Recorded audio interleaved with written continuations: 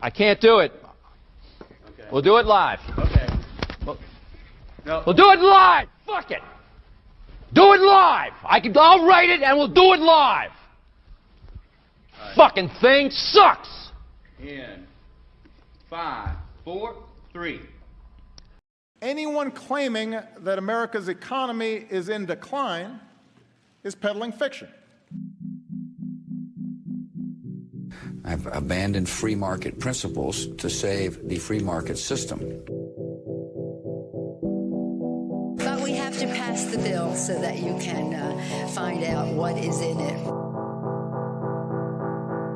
Raising the debt ceilings does not increase our debt. It does not somehow promote profligacy.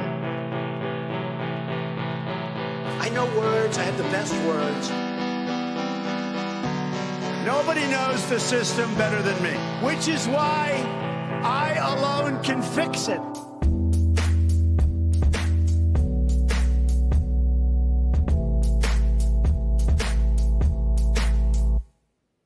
What's up, everybody? Happy Friday. Welcome back to the Peddling Fiction Podcast. I'm your host, the voice and soul of so-called fiction, Johnny Profita. Back with me, of course, as usual, is Justin Hillbilly Boy Campbell. How you doing over there? Not too bad. It's getting cool, and it's been rainy all week. I'm breaking out the hoodies. Yeah, we're gonna get into the time of year where you're dressed in like winter clothes, and I'm still gonna be wearing flip-flops and t-shirts. It's great. But yeah, it's cooling down here too. I got leaving the doors open, so hopefully you guys won't pick up these waves crashing in the background. But I got a nice little breeze here to balance my warm cup of coffee that I can drink now without melting on camera. I think the ambient background noise is kind of nice, though, especially when it's like outdoor noises like waves or birds chirping or something. It kind of adds a Tho Bishop for a while. He did a show with a buddy of his, and basically they just did it on his back porch. And so you had all of the like panhandle of Florida, like outside noise and stuff. You had the birds and you could hear waves in the background and stuff. It was really cool. I kind of liked it. I don't know. Maybe some people find that distracting, but we'll see how it goes. Yeah, I think maybe there's a touch of OCD in me or something that would drive me kind of crazy.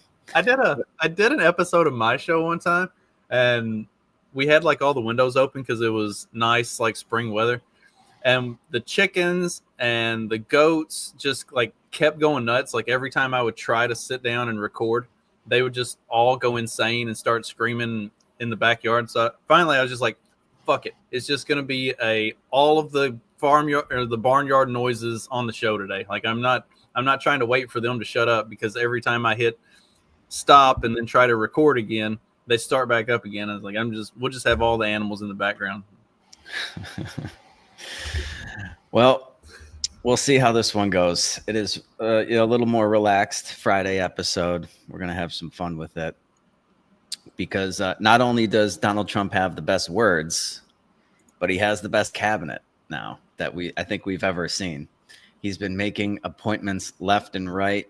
Not sure how many of these are going to get confirmed, but goddamn, is it fun to watch him do it. So Thomas Massie was asked about Matt Gaetz in particular, and Massie, it was a reporter, and he was on like an escalator or something, and they're like, how do you think Matt Gaetz is going to get through the Senate and get confirmed? And Massie just said recess confirmations and then left. Like I think they are planning on using the recess confirmations to just ramrod through all of Trump's picks. Yep.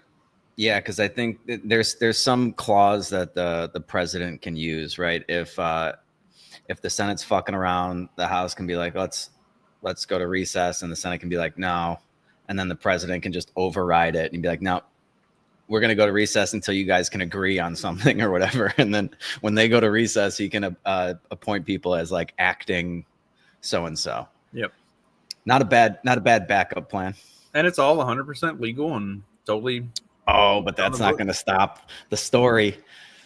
Dictator on day one. Here comes the fascism. I am for it. I am 100% here for it. Let's go. There was a they're like, I've seen a bunch of posts from leftists that are like, when you get what you voted for, don't come crying. It's like, we're not. We voted for that as like the bare minimum. We're hoping he's actually like infinitely worse.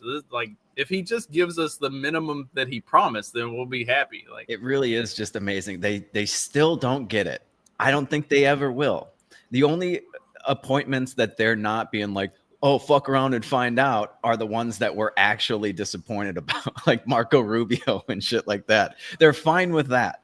But all these other ones that everybody that voted for Trump or that was sympathetic towards Trump's movement, Tulsi Gabbard, RFK Jr., the whole Doge apparatus, they're ecstatic about this. And the more that the corporate press and the DC swamp and the Hollywood elites and everybody that has been shitting on the, I guess, flyover country of America, for lack of a better term, all those people, the worse that they say these picks are, the better the pick is for everybody on the other side.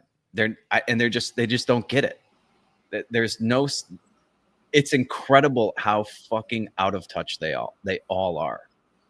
And then the Matt Gaetz thing, I haven't heard. I mean, I know there was like some allegations of him getting with like an underage chick. So that was investigated for the better part of 3 years, and they ended up not proceeding with no charges, right? With any charges, because they couldn't find anything to corroborate the story. There was also question about the witness or the victim or whatever, the authenticity of the allegations. Like, there was a lot of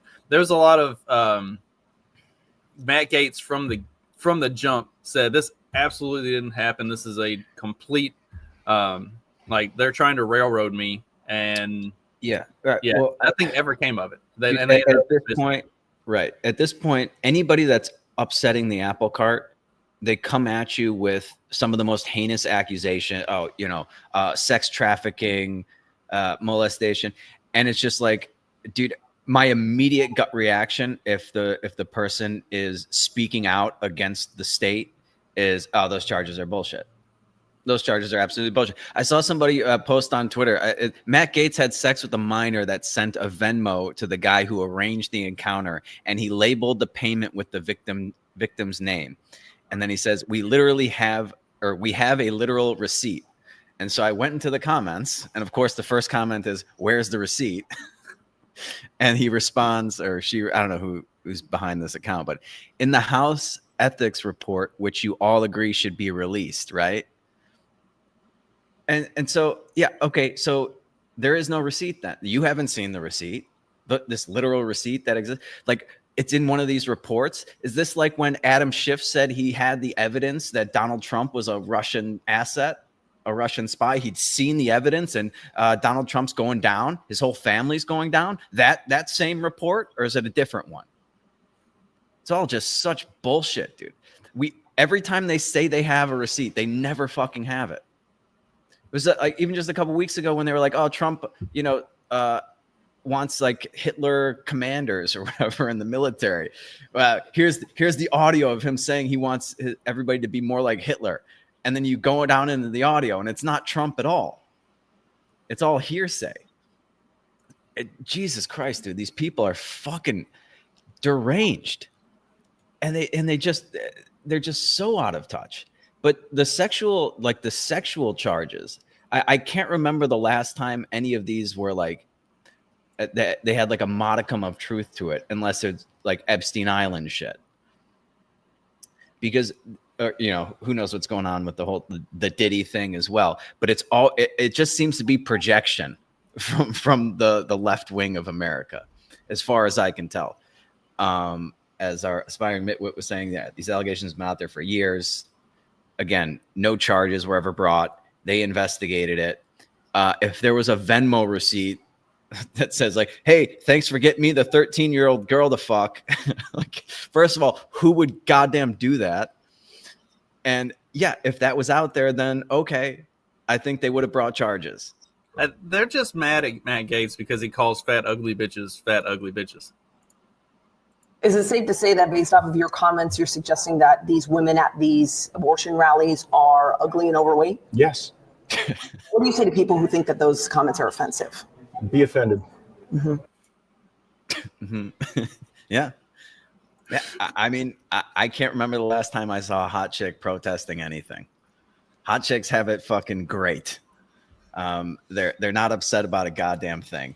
It's all of these ugly chicks that are in the streets crying about abortions and protesting in pussy hats and everything. And then of course they make themselves uglier to really stick it to Trump, shaving their head and doing a bunch of weird fucking body piercings and alterations and things like that.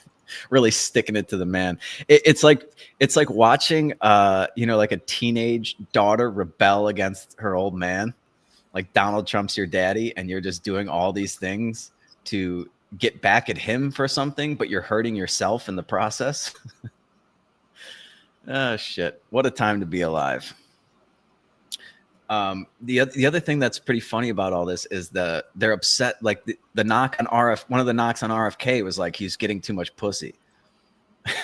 This is from the people who are like the most sexual promiscuous political party in the United States. Like, oh, he had 37 affairs, and like, all right. Donald Trump gets too much pussy. RFK gets too much pussy. This Gaetz only likes beautiful women. Got too much pussy. Yeah, that's not disqualifying where I come from. They're just mad because none of them are attracted to these chicks. Dude, isn't it good? They just keep becoming the memes. It's so goddamn funny. Yeah.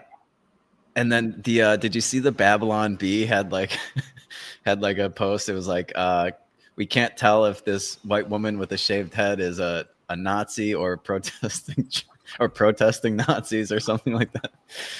It's so goddamn funny, man. I don't get we talked about the hair thing on the last episode. I don't understand it. Why are you hurt? Like, what is the point of this? Why are you mutilating yourself in protest? Why hurt yourself to try to hurt somebody else? Like, nobody cares about these people, which is why I think they're out in the streets screaming at the top of their lungs. There you go. If angry bald person is a neo-Nazi or a leftist woman.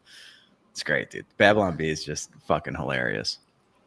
Well, then I saw another post of some chick that said she was doing the 4B movement, but she's going to make herself look traditionally pretty to try to like attract these conservative men so that she can tell them that she's not having sex until marriage. Like, okay, I don't like you're gonna stop looking like a crazy person and like attract. Is it just their way of like they're trying to transition into a trad wife, and this is going to be their excuse to do it? She'd be like, no, I'm just trolling them, I swear. Like 40 years later, she's married, got 3 kids, a house in the countryside. Husband's really successful, with a frat guy that got a good job at a really good paying job with a good company because his dad knew somebody. Like all the things that they claim to hate. This is like their way to backdoor themselves into it. 100%. I think they're playing some 4D chess there with the 4B movement. It's like, man, we've been trying to figure out how to get out of this feminist bullshit for so long because obviously we don't actually want to work and do all this dumb shit. Maybe if we pretend we're participating in the 4B movement, now we can say we're going to be traditionally pretty so that we can attract these guys, so that we can catfish them in and tell them no sex until marriage. And then they end up being like good dudes. And 2.5 years later, we're married. Be careful what you wish for. Yeah. I mean, they do need, the right needed an excuse to be against all of these fucking wars. And Donald Trump kind of gave them that when he called out fucking Jeb Bush. This could be the way for the left to see the light. Here's your excuse. Yes, pretend that you're just trolling. You're trolling the right wing men, and who knows? Maybe you'll end up liking it. I don't understand why they resist it so much. Like I've never seen a truly happy feminist, like one of these crazy feminist women. They're angry about everything. Where are you going with this? So you're just gonna scream and shave your head and hang out with angry lesbians for the rest of your what's the plan here? What's the goal? Where's the light at the end of the tunnel? The other picture just seems so much nicer. The picture that you just painted. Getting married, having some kids, raising a family, But putting a nice healthy dinner on the table instead of hoovering fucking Sonic burgers and shit. Well, and then there's the other side of the 4B movement. It's like Planned Parenthood sitting back like, wait, what? What? I thought y'all were trying to save us. What's going on? Yeah. If they had a stock price, it would be plummeting like all the pharma stocks were after RFK got the HHS nod. Oh my God. I say, speaking of coming around to being anti-war, now they're trying to run with Tulsi Gabbard is a pro-war. Like, has she ever been at all? Like, I think her entire thing when she was running for president before was she was anti-war because she was in the military and she saw how bad it was. Yeah, like, specifically like regime change wars. She's like, we need to never do a regime change war again. That might even be a verbatim quote, something along those lines. I don't know if she's, she might not be against like a traditional defensive war or something like that, but yeah, to call her pro, I'd never even heard this talking point. So this is an entirely new one that AOC came up with. And we haven't even gotten to Tulsi Gabbard potentially having access to national security information. And Russia loves it, loves her. And I actually think almost more than Matt Gaetz, Tulsi Gabbard's appointment is devastating. And Tulsi Gabbard's nomination, as much as she says that she's an anti-war person, she's not. Yeah. She supports very pro-war individuals. Including abroad. in Syria. And let's be very clear, a Tulsi Gabbard nomination is a pro-war nomination globally. Point blank, period. As is Donald Trump as president of the United States. Okay, so y'all are the ones who took the endorsement of Dick fucking Cheney. I don't want to hear anything about pro-war ever again from the fucking left. You accepted and gloated about an endorsement from Dick motherfucking Cheney. Yep. And we traded them. We traded them Liz Cheney for Tulsi Gabbard. It's the greatest trade in the history of fucking politics. But excuse me for expecting them to justify how she's pro-war in that clip. I was expecting them to, she's pro-war. Here's why she's pro-war. Here's what she's done. Here's what she's said. There was nothing there. Well, and I thought it was funny that they led off with the how Russia is so happy about Tulsi Gabbard being named to this position, and that she's such a Russian asset. Remember when Hillary Clinton tried to run with the Russia thing in 2020? That's where this comes from. Yeah. And then Tulsi turned around and dropped like 5 or 6 different instances of Hillary and her people directly working with Russia. It's like, who's the Russian asset? Like, there's nothing that links Tulsi Gabbard to Russia at all. But like, whenever Hillary tried to say that, Tulsi just turned around and like, I mean, Tulsi wrecked Hillary almost as bad as she wrecked Kamala with Kamala with like a couple of tweets. Yeah. I do remember. I mean, that. It was vicious. Like can we pull those up? See if you can find those. Those were fucking What'd she call it? Like the queen of something. Oh, it was great. Yeah, that was fucking great. But how do you just say, despite everything that Tulsi Gabbard has ever said about being anti-war, she's pro-war. Just know that, period. End of sentence. End of discuss. How is that the end of the discussion? You've done nothing to illustrate how she's pro-war. Not a thing. Not a fucking thing. And then Joy Reid's retarded. Oh, yeah, and Donald Trump, too. Because, yeah, Donald Trump is so pro-war. He's the only president that didn't actually start a new war. That's been a major talking point. He put in the timetable to pull out of Afghanistan. I mean, it's all just so goddamn ridiculous. They just keep accusing the other side of exactly who they are or what they've been doing. It's amazing. It's like if they were to punch you in the face and they would just like stand there and look at you and be like, hey, you just punched me in the face.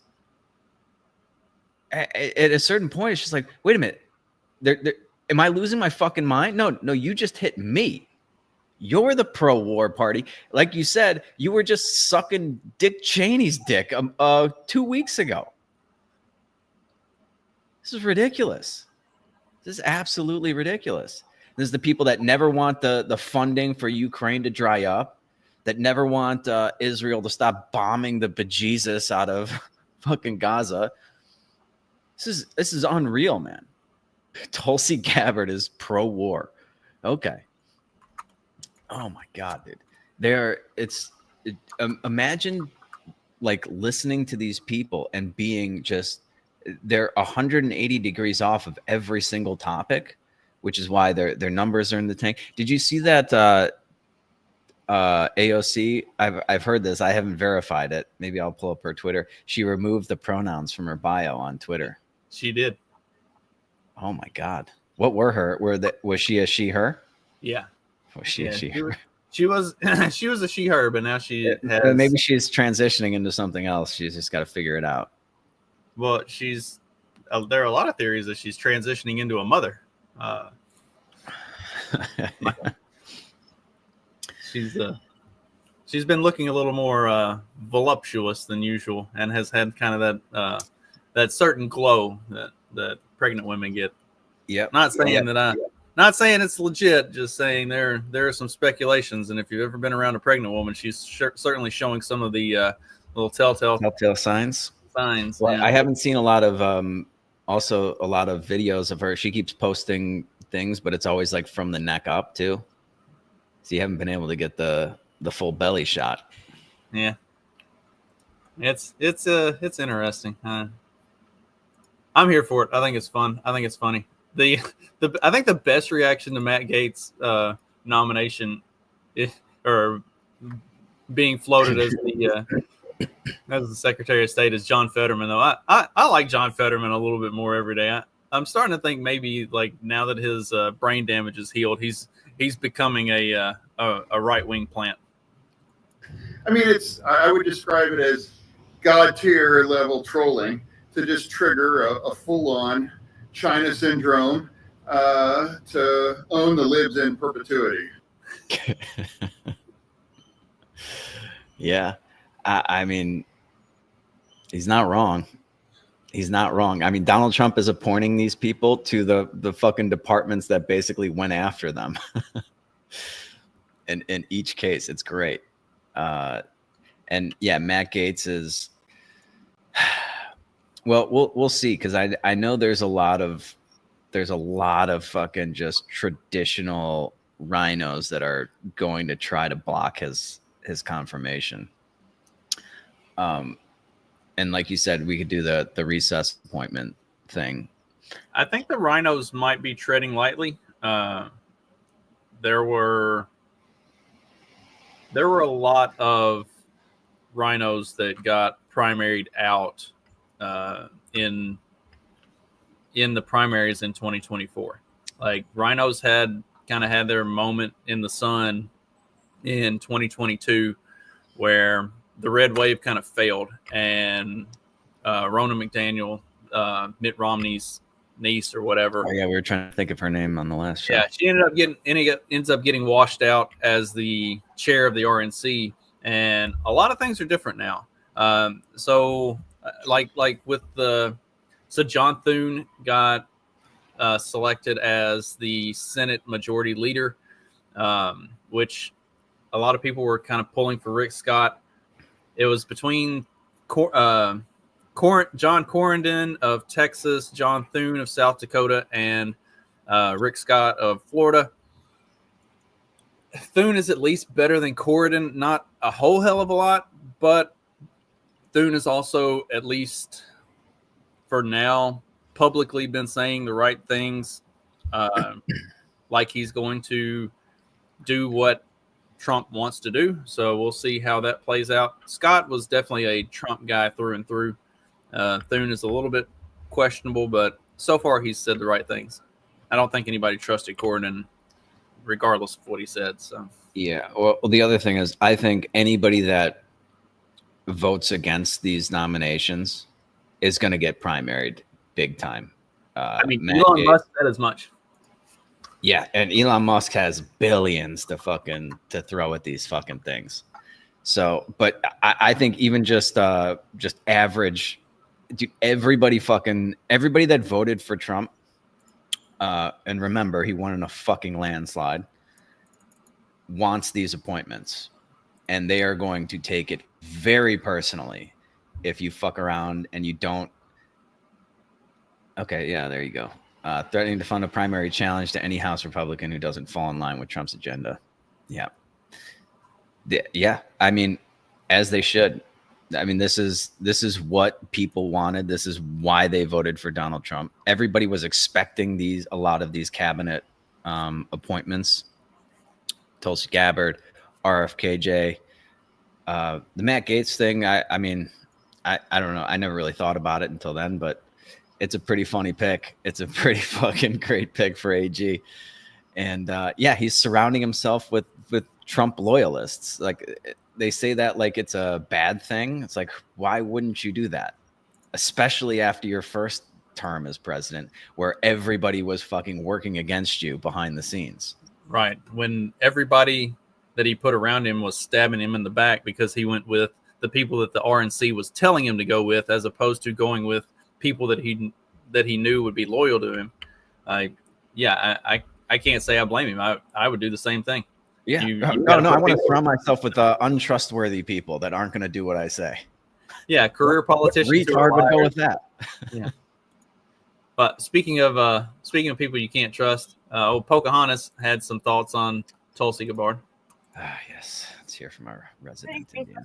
agree with Marco Rubio on, and I haven't decided yet about voting for him, but he is qualified. He has experience. We may have differences that would cause me to say, I don't think that he should be Secretary of State. And we'll go through that. We'll listen to the hearings. I want to hear very carefully from him. But what we're talking about with people like Matt Gaetz is very different from what we're talking about with people like Marco Rubio. And we just have to keep that in mind. But do understand with Matt Gaetz, and you've already made this point, he's not the only one out there who is unqualified and who raises whole questions like Tulsi Gabbard does. You really want her to have all of the secrets of the United States and our defense intelligence agencies when she has so clearly been in Putin's pocket? FBI, no. It turns out if you used to be on the left and you turn to the right, they hate you more than they hate people who have always been on the right. Like their absolute hatred for Tulsi Gabbard is even greater than that for Rubio or Ted Cruz or any of those. Like, they hate Tulsi the most because she was one of them and now she's not. She ran for president on the Democratic ticket. She's a woman and a woman of color who can put together a coherent sentence, and they wanted nothing to do with her. Nope, not interested. Okay, well, she went over here. She switches sides. I wouldn't want her in charge of anything to do with economics, but in terms of, foreign policy or national intelligence, okay, yeah, that's fine. Yeah, give her all the secrets in Putin's pocket. Dude, they have nothing. They just keep screeching the exact same shit. It didn't work the last time, and you just got your asses handed to you. Every time they don't like somebody, what is it? You're racist. You're a Russian puppet. Do they have anything else? Misogyny. Right. Okay. Nazi, literally Hitler. Nazi, yeah. Racist Nazi. misogyny, white supremacy, and Fascist. Russia. That's it. That's all they can come up with. It's so fucking pathetic, dude. Like, come up with anything else. A Hillary Clinton talking point from 4 years ago that she got fucking owned on. Did we ever find that tweet? You couldn't find it, huh? I couldn't find it. Trying to find stuff with Tulsi, Hillary, and Russia is just a treasure trove of ignorant bullshit. I gave up. Yeah. It's just like, I don't know. You just throw out this thing, Russia, every time. She's in Putin's pocket. Where the fuck did that come from? What has she ever done or said? I need to get like I need to make us like a little clip to play. It's Jan Brady going Marsha, but it's Russia. Yeah. It's amazing. Yeah, fucking Pocahontas, dude. She also was talking shit, I think, about RFK Jr. about how, or no, she was talking about Doge being like, having a department run by 2 people, that doesn't sound very efficient. It's a lot more efficient than literally every department the government currently runs. What is it? I think it's 2.9 million federal employees is what the government has. Like, that's federal. No. That's not state. That's not the state level. That's just like the directly involved with like Washington, D.C. Oh, I thought it was more than that. I thought it was like 4.5. It might be. I was just looking up numbers. I think the numbers I was looking at for like from 2020 to 2023. So, I mean, considering that over the last year, the only actual job creation has been government jobs, it's entirely possible that they have. Right. Yeah. I mean, yeah, people who live in glass teepees should not be throwing stones. Fucking Pocahontas. Efficiency. Yeah. Oh God, I hate that woman. I hate her. I hate the sound of her voice. But everything that she stands for. And it's because she's so disingenuous. Like she got called out on the Pocahontas thing, on the, calling herself a Native American. And then instead of just being like, yeah, I mean, I did what I needed to do to, get into college. It's, I apologize. It's not a big deal. No, she doubled down and shows her genetics test that shows that she's like 1/11,000th some obscure like tribe somewhere in like South Dakota or something. It's like, what? I'm more Indian than you are. Not like my great grandmother was half Cherokee. Like, I am more Indian than she is. That was great. Yeah, she trots that out there and prances around like it's some victory, 1,050th or something. It's like, chick, like, lady, yeah, you gamed the system. Just say I gamed it. I gamed the fucking system. It's like, lady, that's a rounding error. That's like they. Right. There's just like that much Native American just like floating around the lab that like gets in all the things. Right. It was like they did your 23andMe, and at the end of it, they're like, all right, well, there's this little bit left that we're not really sure. It's like, just fucking throw Native American on there. Everybody's bound to be at least a little bit. Oh shit. And like, okay, to be that like a 1/1000th or something, we haven't been in the United States for enough generations for to get that level of delusion, like it's just insane. Oh, I think I found the tweet, dude. That wasn't hard. You just have to Google it like a boomer. Oh, see, I was looking on Twitter. Yeah. I never thought to like go full boomer and just hit up Google. Great. Thank you, Hillary Clinton. You're the queen of warmongers, embodiment of corruption, and personification of the rot that has sickened the Democratic Party for so long, have finally come out from behind the curtain. From the day I announced my candidacy, there has been a concerted campaign to destroy my reputation. We wondered who was behind it and why. Now we know it was always you, through your proxies and powerful allies in the corporate media and war machine, afraid of the threat that I pose. It's now clear that this primary is between you and me. Don't cowardly hide behind your proxies. Join the race directly. What I really loved was when the Steele dossier came out, and it showed, and where they're like claiming that Russia or the Trump campaign had been working with Russia all this time, and then what they ended up discovering was that it was actually the Hillary campaign that had contact with Russia throughout the entire thing, and Trump's people never actually talked to Russia.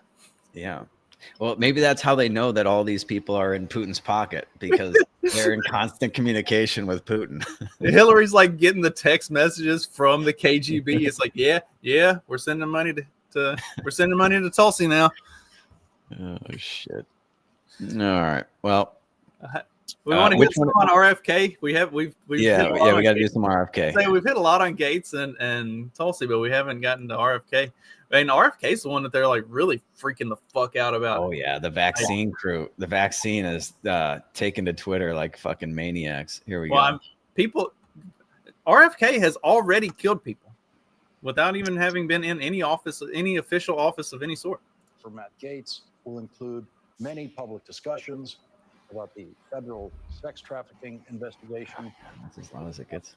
Gaetz and a friend of his, and the House Committee investigation that also studied those charges.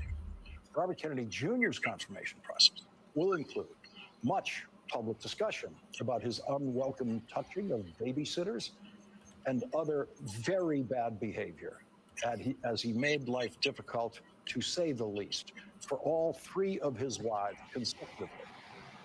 The most important thing to know about Robert Kennedy Jr. is that there are probably people dead tonight because of him.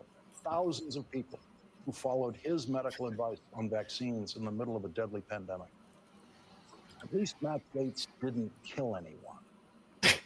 And that is why, on my scorecard, Matt Gaetz is now the second worst cabinet nominee in history. This is obviously open to debate.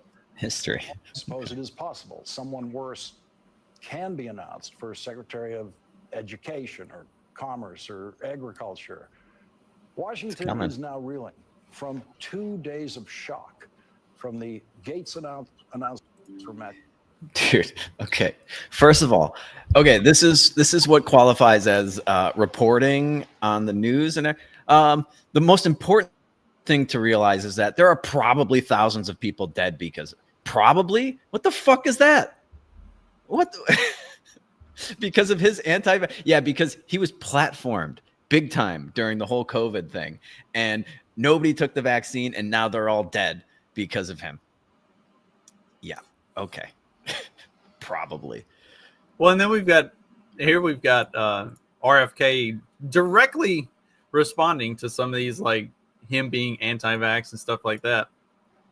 This is a pretty good little segment. Many years to find a pre-licensing safety trial of any of the 72 vaccines doses that are now essentially mandated. They're recommended, but that's effectively mandated for American children, and we have not been able to find any. And every other medication requires, prior to licensing by FDA, that the company perform a safety trial that compares health outcomes in placebo in a placebo group and a similarly situated vaccine group. My assumption was that was done for vaccines. We found out that it hadn't been, that it was not. They were exempt. And I made that statement publicly. Dr. Fauci contradicted me, and when President Trump ordered him to meet with me, him and Francis Collins and a group of my colleagues, I said to them at that time, "You've said publicly that I've been dishonest about that. Can you show us a single pre-licensing safety trial, placebo-controlled safety trial for any of the 72 vaccines required for American children?" And he made that show of looking through a file, and he said, "Well, they're back in Bethesda." And I said, "Will you send them to me?" And I never heard from him again. So we sued the HHS under the Freedom of Information Law. After a year of litigation, they sent us a letter, which is posted on CHD's website, that acknowledges that they are now not able to locate a single pre-licensing safety trial, placebo control for any of the vaccines that are now mandated for children. These are zero liability vaccines. I'm not anti-vaccine, but I think we need to be honest and we need to have good science. I spent 30 years trying to get mercury out of the fish in this country, and nobody ever called me anti-fish. Yeah. Dude, it's such a great point. These are the people that, like, you know, they're like, oh, you can't judge like a whole race by a small group of people, or you can't, that's just a small portion of the population. And then the second you say anything about one vaccine, you're like, I don't know about this COVID vaccine. It's like, yeah, you're anti-vaccine. You're anti all vaccines. You're against all of them. It's ridiculous.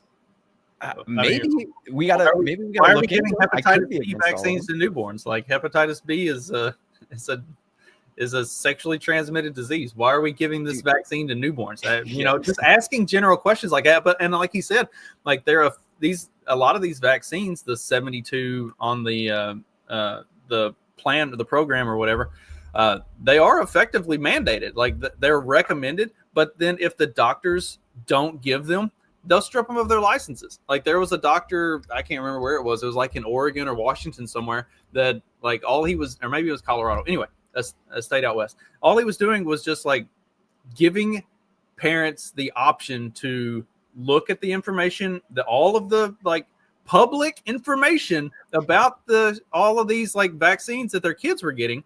He was just giving them the information to look at and allowing them to decide whether or not they wanted to have these for their kids. And the state stripped him of his medical license, like just for giving people information. Yeah, I remember you talking about that when it actually happened. It's outrageous.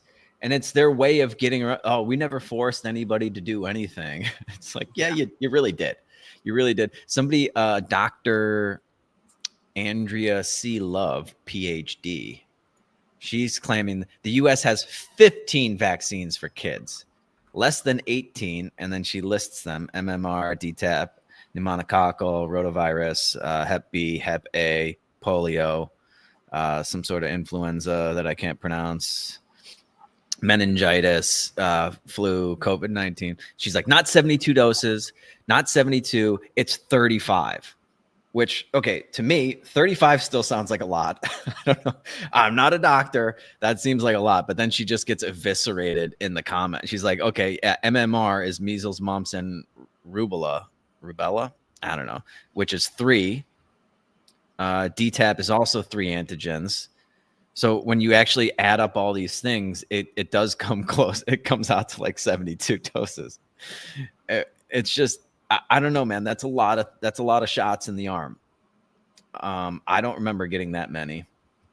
I think I turned out okay. But what, like the freak out over this is just, it's amazing. Like, hey, maybe we should, like, what are you afraid of by having people look into this? Hey, maybe we should look into it.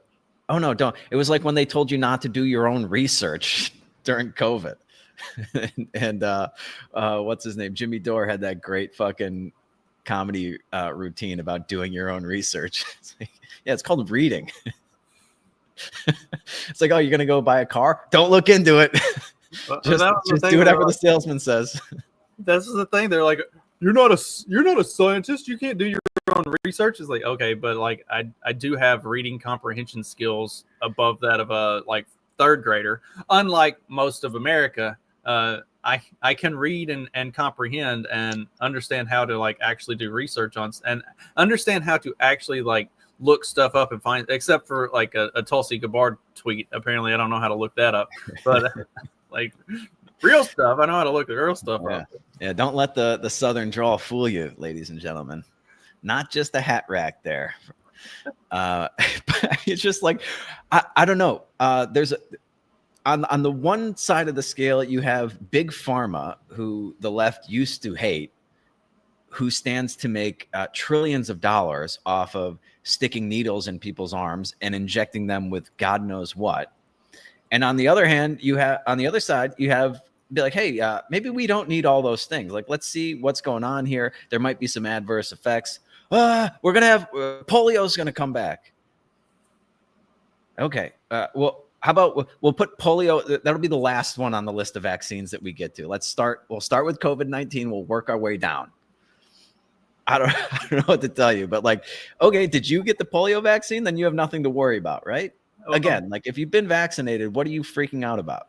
And where isn't it in Palestine where polio is actually coming back because because of the type of vaccine that they're using, it's creating a resistant strain of polio. Like they're vaccinating people for polio in Palestine, and the vaccine itself is creating a vaccine resistant strain of polio in Palestine. Is this deliberate chemical warfare, or is it just pharmaceutical ignorance? Yeah, I don't know, but the one thing I know is that like while the epidemic is going on, you're not supposed to be vaccinating, like what they did with COVID-19, where it's like it kept creating all these variants. Like, yeah, because you're fucking injecting people with a vaccine that doesn't actually work, and so they get it anyway, and then it starts mutating. We meant love Cheney's and war big pharma. Yeah, it is. It's crazy how things have fucking flip-flopped, dude. Yeah, they lost the working man, Joe Sixpack fucking voting block. They're all just, we need to have elites, basically college educated people. If you read between the lines, that's what they're saying. Only college educated people should be voting because they overwhelmingly voted for Kamala Harris. So all of a sudden they also want voting restrictions. They want education tests before you can take the poll, or before you can go to the polls. I don't think that's going to work out as well as they think it is, because like the education test would be a general aptitude test. I don't think you could legally make it based on your level of education. So if they were going to do it would be a general aptitude test, and I don't think most of the left-wing voters can actually even read, much less pass an aptitude test. Whereas like a lot of the right-wing voters are like the blue-collar working class type. So they're a lot smarter than what the left gives them credit for. Yeah, especially when it comes to just sort of common sense things and basic reasoning skills and things like that, where it's like, yes, okay, these like crazy leftists might be more like better well-read or something like that, like they've read more books. But yeah, when it comes to actually thinking about things and reasoning, critical thinking, I don't think they have a lot of that. I mean, just look at the vaccine, like these people that are freaking out about RFK Jr. being in charge of HHS. It's like, dude, if you were one of these people that voluntarily went along with all of the retarded COVID regime procedures, the mask when you walk into the restaurant and then 10 feet later you can take it off, or taking it off in between bites. Make sure you walk down the aisle in this direction, not the other direction. Like all these stupid fucking things that people were doing. I mean, the compilations are out there of just the retarded behavior. You're going to lecture me on health, and then you look at the person that Joe Biden appointed to the same position. It's a fucking man dressed as a woman. Do we have any of those? Do you have any of those memes where it just shows the juxtaposition of Donald Trump's appointments versus Joe Biden's? I think I do. If It's not, cartoonish, man. But they've got they've got these men dressed as women prancing around the fucking White House with blue lipstick and a bald head and stealing fucking women's luggage from the airport. You got this other thing in charge of health that looks like one of the most unhealthy people I've ever seen in my entire fucking life. It's all of his appointment. It's crazy, man. The fact that they're going to they don't have the experience. Okay. Yeah. I'm not going to lie. You were talking about the COVID crazy stuff. I did actually really like the arrows in the store aisle. Like I hate it when I'm trying to go this way and other people are coming this way, and that I really did like that, but that's just my OCD more than anything. Standing 6 feet away from each other. Yeah, stay the fuck away from me, and like everybody move in the same direction. Quit fucking this thing up. Like we could do all of this orderly if you would just if you weren't a bunch of morons. Yes, but the reason you liked that was not because it was going to protect you from this virus that was floating around, spraying everything, washing your groceries when they come in. Like, dude, I'm sorry, man. You have to sit this one out. You sit down, shut the fuck up. You don't get to lecture me on what's healthy. You're 60 pounds overweight. You've got diabetes. You got 4 other comorbidities. You couldn't bench 150 pounds if your life depended on it. And you've been doing, Jesus Christ, dude. Yeah. Yeah, dude, the fact that thing on the left got hired for any position, what's like, if she whatever the fuck that walks into my office, I'd be like, okay, thank you for coming in. I'm not hiring that for anything. I wouldn't want that to be the face of anything. I wouldn't want that to be in charge of anything. How can you take a person seriously? A man dressed as a woman. How do you take them seriously? And so the really funny thing about that is Dr. Rachel Levine, that guy, gets marched out as like the face of Health and Human Services, but he's like the assistant administrator or something. Like he's not actually the head of Health and Human Services. Thank God. So for all of the talk about how terrible it is that they're making RFK the head of Health and Human Services with no like medical degree or anything like that. The guy that Biden put in charge of Health and Human Services, who's literally still in charge, his name is Xavier Becerra. He's a career politician. Like he went to law school and then straight out of law school went into politics and has done nothing but be a politician for his entire fucking career. He has literally no background in anything health or medical related. At least RFK wrote a couple books and has done some research. Like this other dude is literally just a career politician. Yeah, well, I mean, if you look back at the Biden administration, the Biden-Harris administration, and you think of all the people that they appointed to various positions, and I just sent you a couple of pictures. The one thing you would remember is that they only hired the most qualified people for the job. It was not, I'm going to pick my VP because I need a black woman. I'm going to pick this dude because I need a trans in this. I need to throw the 2S LGBTQIA plus community a bone here and there. No. It was always just very qualified people that were great at their jobs.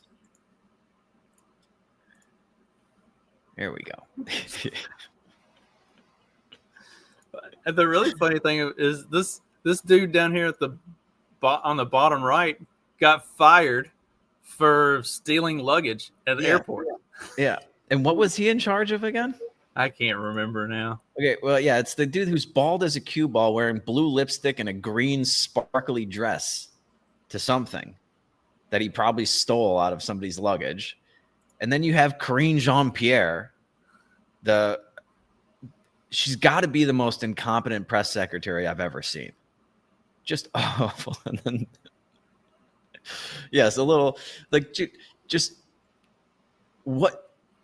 I'm sorry for those that are just listening to this because we're pulling up pictures of just various Biden Harris things that were going on over the last 4 years. Pete Buttigieg wearing the fake tits, breastfeeding. Like somebody was like, would you vote for Pete? They think Pete Buttigieg is a great candidate now. They're planning for 2028 and they're like, would you vote for Pete Buttigieg? Like, listen, I realize that compared to Joe Biden and Kamala Harris, Pete Buttigieg looks like a really impressive, almost amazing candidate because he can put together a coherent sentence. But compared to anybody else, he sucks. He's terrible. He's an embarrassment. Dude, they're not going to go with like some twink as president. You'd be better off running another woman. That's just a fucking fact. Since we have been talking about Trump's picks or Trump's appointees, this was fucking hilarious. It says Christy Nome has a chance to do the funniest thing. Oh shit!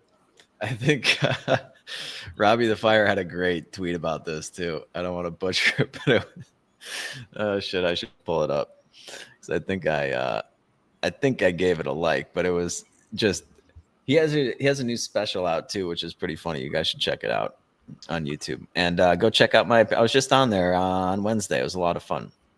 We had a great time talking about the economy and everything. But yeah, just like Christy, we need to show China that we're serious about national security or whatever. That's why. But Christy Nome, we'll kill some fucking dogs too, or something along those lines.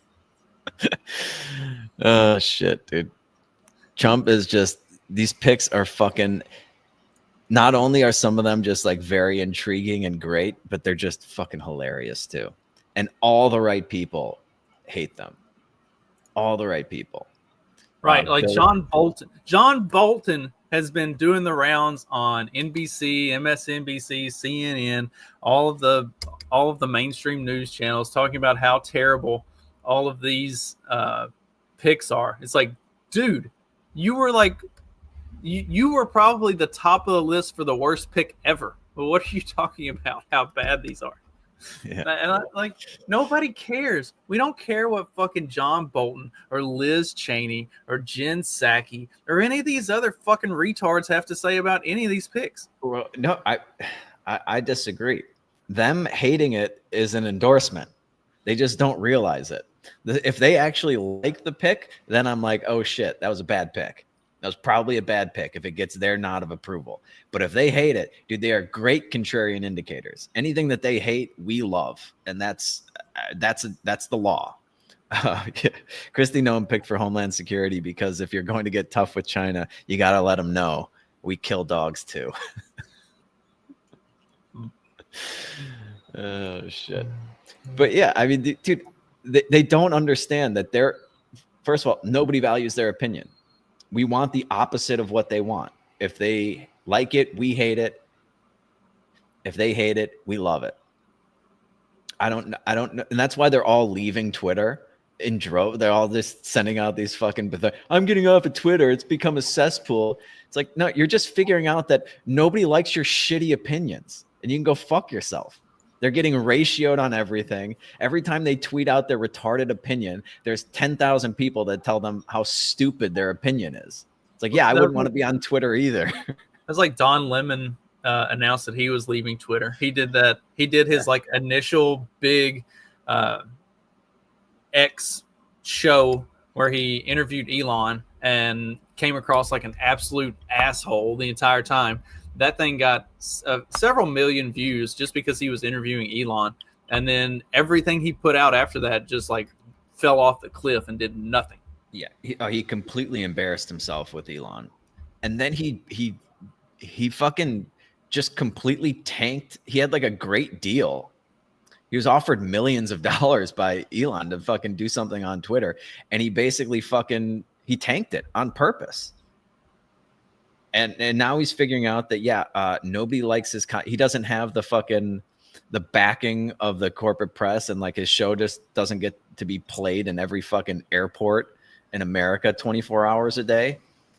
So his ratings are in the shitter. His opinions, every time he gives them on Twitter, get eviscerated.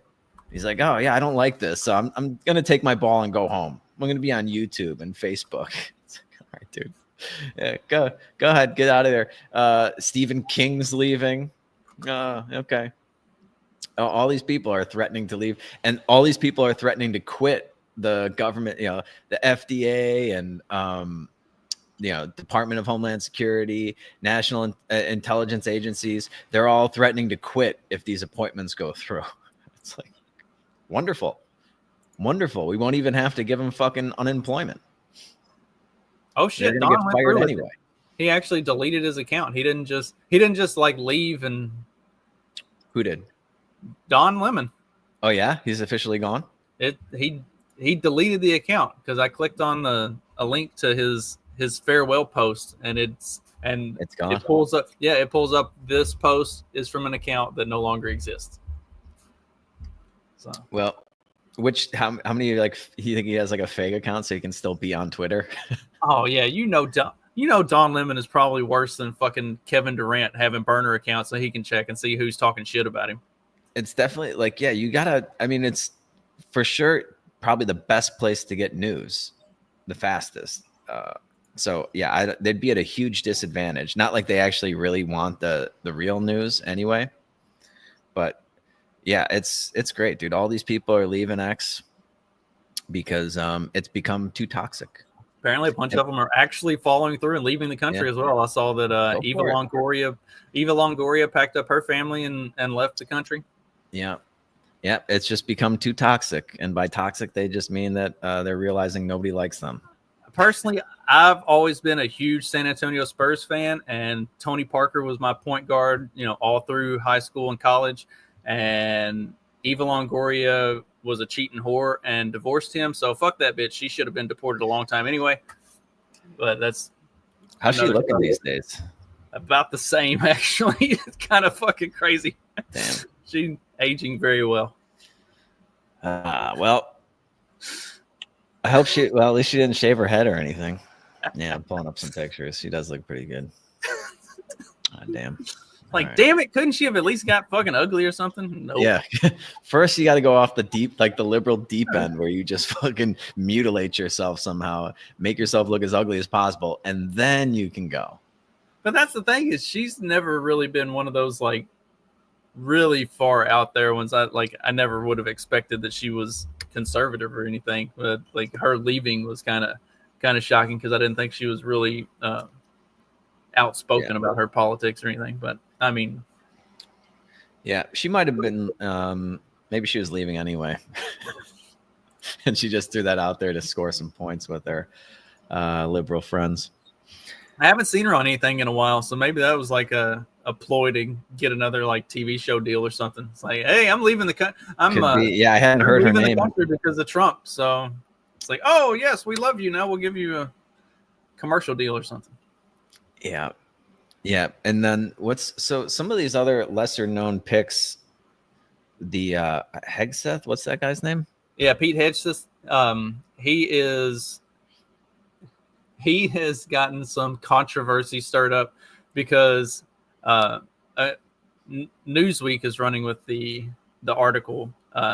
Pete Hegseth was removed from Biden's inauguration and labeled as an extremist. So he has a tattoo of a Catholic cross, and they said it was Nazi insignia. It is absolutely not. And he was like 20 years in the military, and he actually like served, unlike Tim Walz. Like he has a legitimate record of service. Multiple deployments. Yeah. I listened to one. It might have only been like a 2 or 3 minute clip of him doing an interview, and I gotta say, I was like, dude, I'm fine with this guy. Yeah, he's basically just saying he didn't think women should be in combat roles, and I was like, yeah, I've been saying that forever. It's like that should be fucking obvious. Yeah, and he seems again, they're just like, oh, this because he's on Fox News, I guess he has a show, so they just call him a Fox News host. Like that's the extent of everything. Yeah. And he went to an Ivy League school, if I remember correctly.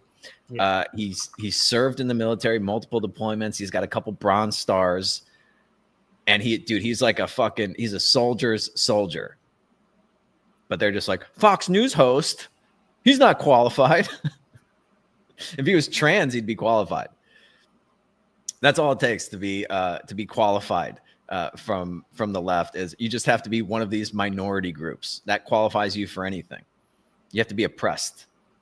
If you've been oppressed, you're qualified for whatever the job is. But yeah, he seems like a soldier. And Tom Woods is making a pretty good point though. He's like, these people just think the problem with the military is that it's been too gay, and we just need to make it less gay and stronger. And Tom Woods is like, hey, if it keeps like young men from becoming cannon fodder for like worthless wars overseas, the gayer the better. It's a fair point, but to the extent that we have a military, I'd rather be have it be filled with guys like that instead of who is the military trans guy? Oh, I don't know. There's a bunch of. Well, I mean, it's the same one. He's not actually in the military. It's the one that I showed, Rachel Levine, but he's not actually in the military. It's an officer ranking granted to trans. It's having something to do with the Department of Health and Human Services. Like it's a military ranking that seems very made up. It's perfect then. His whole fucking persona is made up. Right on down to his identification. Yeah, it was weird. I'm not I have read about his admiralship or whatever, and I'm like, is this even a real thing? I'm not 100% convinced that it's real. I think it was just made up because they needed to give a trans person some sort of a special honor, so that like trying to stop the half of trannies that kill themselves from actually going through with it. Be like, look, you could actually aspire to more than hanging yourself in your bedroom. I don't know if it worked or not. Probably not. But yeah, I mean, mental illness is hard to fix with something just came across. Dude, I swear these computers are listening to something. Just came across my Twitter feed, and it's Rachel Levine talking about climate change disproportionately impacting the physical and mental health of the Black community or something. And he is in full military dress with a bunch of medals that are probably fake medals. And I don't know, dude. These people are just so unimpressive. Just look at them. They look like fucking clowns, all of them. They're so unimpressive. Both like their resume is unimpressive, and just looking at them physically unimpressive. I really want to know. I really want to know who the next, who the head of the Department of Education is going to be. Because speaking of stuff popping up on the feed, like whoever it is, they can't be. They can only do better than this. Oregon governor signs bill removing reading, writing, and math requirements for high school kids to help students of color. Yeah, because the solution is if they can't pass the classes, just remove the requirements that way. Yes, that way everybody graduates. There you go. Yeah. And then they like, look at all these people with degrees that voted for Kamala. If everybody just had a degree, if we just let the educated vote, we'd be so much better off as a country. Okay, yeah. What are these degrees again? And dude, oh my God, it's incredible. And they're up in arms about that. It's so great to watch them just freak out about everything. I wonder if they're going to get fatigue from just shitting a brick sideways every time Trump makes an appointment and every time he comes out with a policy. We're going to get rid of the Department of Education. They freak out. RFKJ is going to take the poison out of your food. Oh no, don't do that. Somebody else was like, oh, well, when Michelle Obama wanted to make everybody healthier, you guys weren't on board. But now RFK wants to make everything healthier. You're all for it. Okay. Yeah, that's what happened. Michelle Obama was going to spend billions of dollars and force you to pay for school lunches for other kids that were like disgusting school lunches that nobody wanted. That's the same as removing yellow 5 and other carcinogens from your food. Like, can you not see the difference there? Can you not see wanting to, like, forcing people to pay for school lunches that nobody wants to eat, and changing, like, forcing your kid, like forcing other people's kids to eat food that maybe they don't want to eat, versus making things that are bad for you, making it illegal for companies to put them in the food? I can see a pretty clear difference there. But it's pretty incredible that they're against that. They're against that. It's like, oh, this causes cancer, we shouldn't be eating it. And it doesn't add any, there's no reason for it to be in the food. All it does is change the color. So why don't we just take it out? Oh no, we can't do that because he's an anti-vaxxer. Does one have to do with the other? Nothing.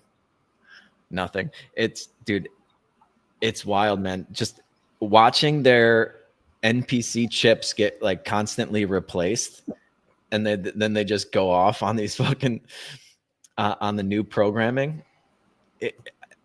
We have to be living in a simulation. I don't know if there's any other explanation for it.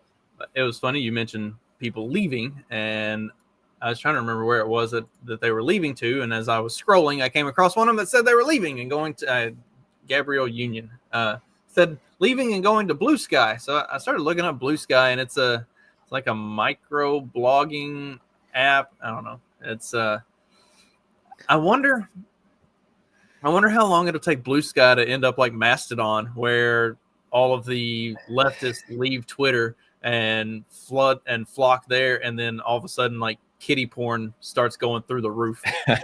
Like that was what ruined Mastodon. Was all of the leftists were like, oh my gosh, Elon Musk is gonna crack down on child trafficking and child porn on X. We're all leaving. I mean, that's not why they said they were leaving, but they left, and then all of a sudden Mastodon now is like the #1 site for child porn on the internet, period.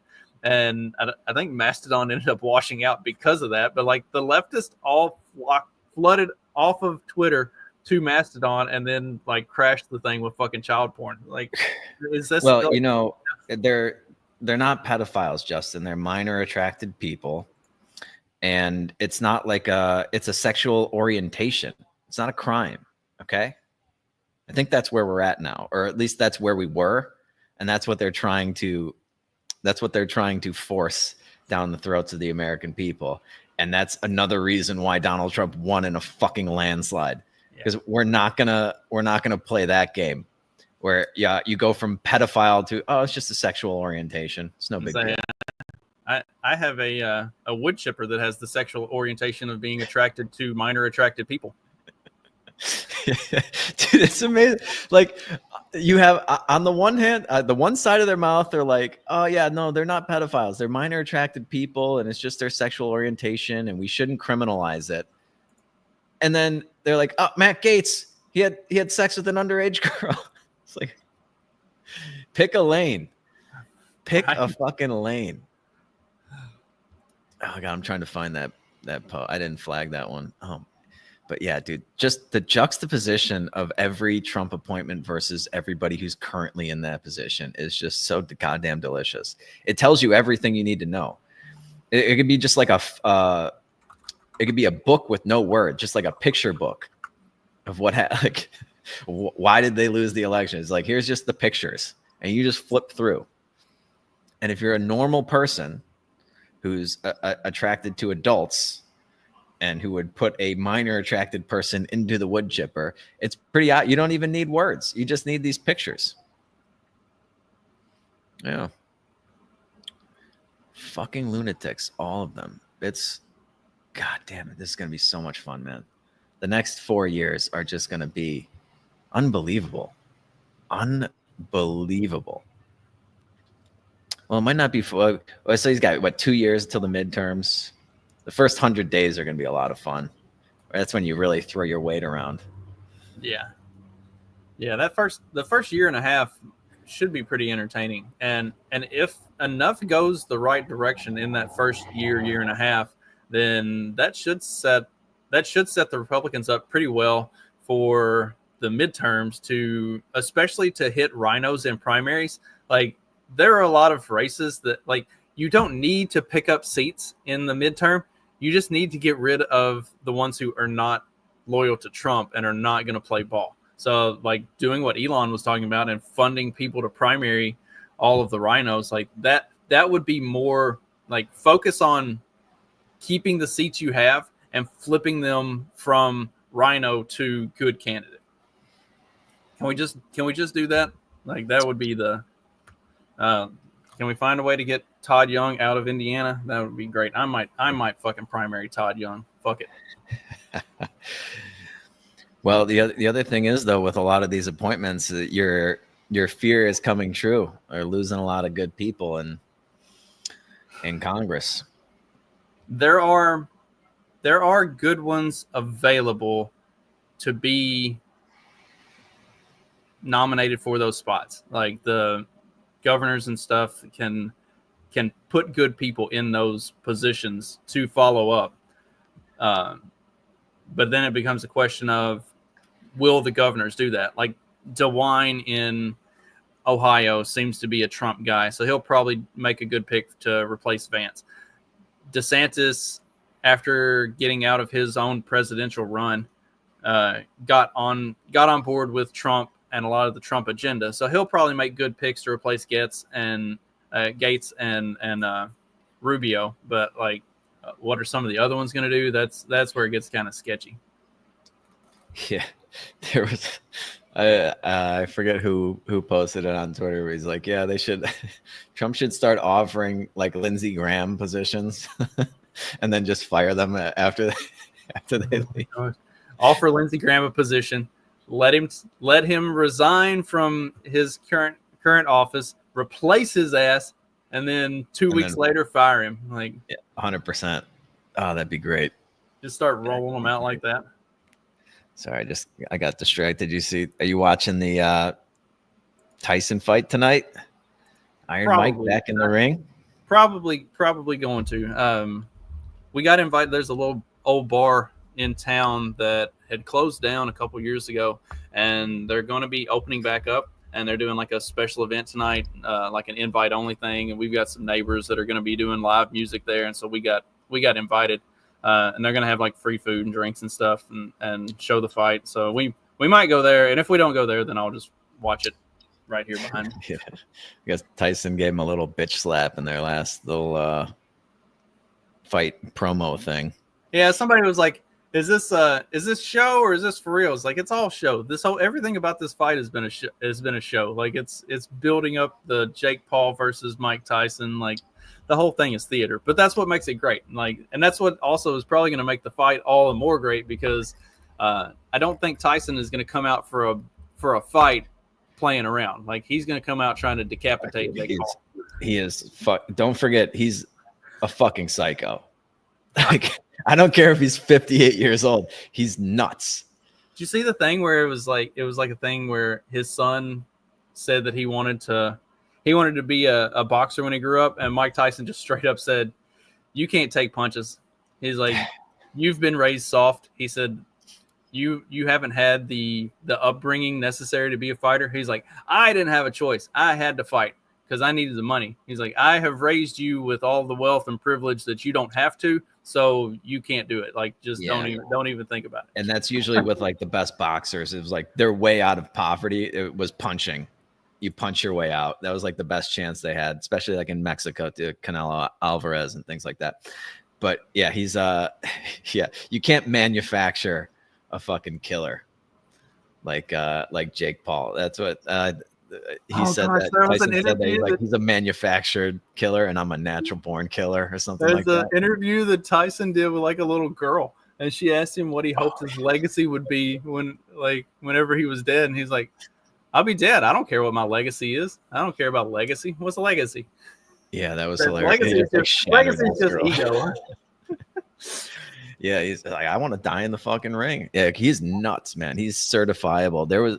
I remember Joe Rogan was talking about when he had him on the podcast, and he was like getting scared sitting like close to him because they were talking about fighting, and Tyson just started like breathing heavy and talking about, he like gets an erection when he thinks about fighting or so. Like, dude, he's a fucking maniac, dude. He's like, fighting gets me hard. He just starts breathing heavy. I don't know, man. I don't know. I hope he fucking kills Jake Paul, though. I would love to see a vintage Iron Mike first round knockout. If it goes past like the second round, I don't know how long he can stand in there at pushing 60. But shit, I think Jake Paul's an underdog. At least the last time I looked at was he an underdog? I don't know. I haven't looked at the odds on it. It's going to be entertaining either way. Yeah, I mean that's the thing. It's a show. That's what it's supposed to be. It's going to be fun regardless. Yeah, it's the only thing that would actually get me to probably watch boxing. I just totally lost interest in boxing over the years. MMA is just much more exciting to watch. But man, Tyson getting back in there, you never know. You never know. Dude, he looks pretty fucking good for 58. Jesus. What a fucking animal. All right. So I think we were supposed to do tonight's our happy hour night, but we'll be watching the Tyson fight. So I don't think I'm going to have some people over to watch that. We'll have to do a makeup session. I'm not sure when, but we'll figure that out. We got anything else to go over today? Nothing super important, I don't guess. We had we can kind of wind it out on this. The chick that worked for FEMA admitting that. Okay. Yeah. Yeah. So this is New York Times. Trump's false claims about the federal response to Hurricane Helene. The former president falsely accused the Biden administration of spending disaster funding on migrants, neglecting areas that had voted for Republicans, and ignoring a call from a Republican governor. FEMA fires employee for telling Milton relief workers to skip houses with Trump signs. The agency said it was investigating the incident in the aftermath of the Category 3 hurricane that hit Florida in October. And then the really funny thing about this is she went on Fox News and basically just like threw FEMA under the bus because apparently she wasn't the one giving those directions. No, just following orders. Right. She just wrote down what had been sent in like private emails or something.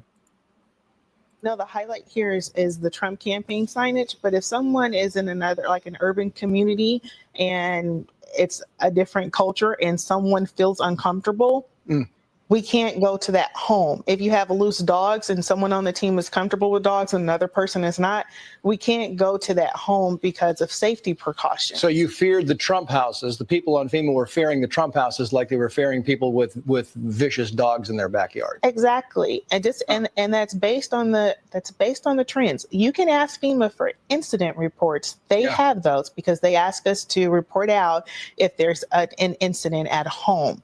And unfortunately, again, the passionate supporters for Trump, some of them were a little bit violent. But all of them were painted with the same broad brush. All of them as being, we're not going to go near these because we think they're all bad people. No, because some were registered. Some did receive case inquiries and updates. Yeah. Some of them came outside and said, "Hi, I appreciate what you're doing. I would like to participate." And then some were very vocal and firm that they didn't want anything to do with FEMA, and they thought that we were crooks. And lastly, we've got to go. We're running out of time here. Did this also happen in other places? This was Florida, but did it happen in North Carolina? Did it happen in other places? Georgia as well. Just ask the crew leads and the specialists. They will discuss their avoidance and their de-escalation methods in the field. Okay. And I think Ms. Criswell would be happy to know what's going on. It's just one more conspiracy theory validated. Those the New York Times article headlines that you were reading, those were 1 month apart from Donald Trump saying, hey, they're skipping over Republican households. 1 month later, once again, comes to fruition. The truth comes out. Just, I don't know. When do you guys want to stop depending on government for things? like, how's it going so far? How are they doing so far? Don't really know what else to say other than, just look toward the free market for everything. Hopefully, if we get anything out of this Trump administration, it is just a decapitation of government heads and shrink this thing down a little bit. I think that's all we can kind of hope for. I don't know. You got any other final thoughts on this Friday afternoon? I'm ready to see some of the other appointments. Like, I want to see who else Trump is going to pick for these other positions. Like, there have been a couple minor letdowns, but nothing super serious. I'm really interested to see how the rest of his cabinet shapes up, because so far it's basically just been a giant fuck you to the entire establishment, and I am 100% here for it. It's totally why I voted for him. So, yeah, that's why a lot of people did. That's why a lot of people did. Oh, yeah. I mean, how could you not want to just tell them to fuck off. I have in 8 years' time turned my wife from a Bernie bro to a Trump supporter. So it can be done. I am the blueprint. God, that's a scary blueprint. That is a scary blueprint. Buy her a goat, she'll vote Republican forever. That's the trick. Oh, the goat. How is the goat doing? Fuck him. He's been mean as shit. It's that time of year. He gets moody. Got to give him a female goat, a little lady friend. Well, we have a female goat, and we also have another male goat that has been castrated, and he doesn't differentiate. Like, there's no balls on either of them, so he just tries to fuck them both. And I'm like, dude, like, quit trying to fuck Petey. Just because he doesn't have balls doesn't mean you can fuck him. Like, nature is crazy. Decent instincts, though. Decent. Hard to blame him. All right. Yeah. Okay. Well, yeah, I guess that's going to do it. Thank you all so very much for listening. Go and subscribe to our new YouTube channel. We're going to start putting out some clips. I figured out how to do that. I crushed it. Hell yeah. I hit 2 right out of the park. Actually, just 1. I think you fixed it. I did the other one. Yeah. And I was like, all right, I think I can do this. I think I can do this one. So, yeah, I'm going to be putting on some more circulatable clips of the show. So they'll be on Twitter, Instagram, even on TikTok. I'm going to start building up the TikTok. I want to start influencing China. So going to get on there, do some stuff, and then, yeah, subscribe to the YouTube channel so we can build that up, and then they can kick us off again. We've already gotten a warning. Yeah, we.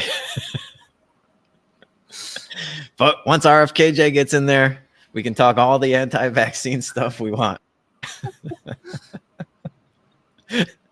A warning with a fucking channel with 20 people on it. All right, thanks. Right? Don't you guys have anything better to do? Right? Fucking stupid. All right. So build it up so that they'll actually cancel us, and then we can complain about YouTube some more. So do all that for us, and we will be back next week on Tuesday with a brand new episode for you. And until then, you guys know what to do. Just keep on peddling that so-called fiction. Peace.